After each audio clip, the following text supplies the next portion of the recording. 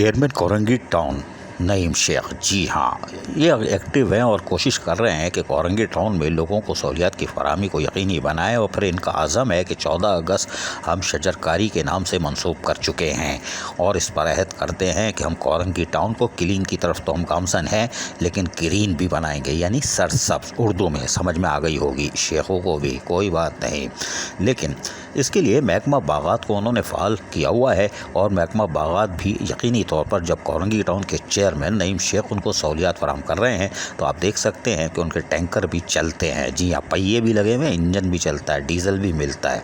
जब मिलता है तो फिर यकीनी तौर पर ग्रीन बेल्टों को और मोनोमिनेंटों को जहाँ तज़ीन और आराइश का काम जारी है उस पर पानी भी फेंका जाता है, फेंका नहीं जाता है, इस तरीके से डाला जाता है। माली हमारे काम के हैं।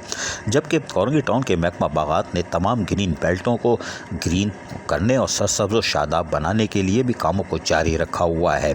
जहां सुराख करना पड़े तो मशीन भी फराहम की गई है और दीगर तरीके से जदीद तरीक़ों से कोशिश की जा रही है कि कोरंगी टाउन को सरसब्ज के लिए ग्रीन बनाया जा सके।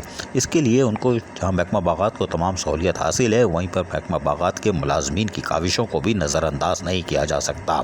और शजरकारी मुहिम भी तेज़ी से जारी है और यकीनी तौर पर चेयरमैन कोरंगी टाउन नईम शेख ने जिस चीज़ का दावा किया था उसको अमली तौर पर आप देख रहे हैं कि महकमा बागात हरकत में है और हरकत में ही बरकत होती है।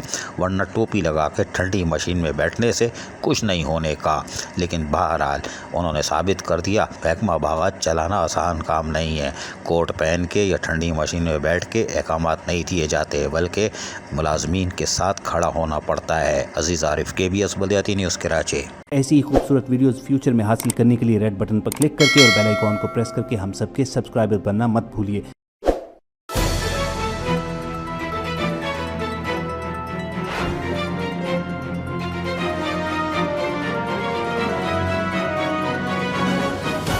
KBS बल्दियाती न्यूज़।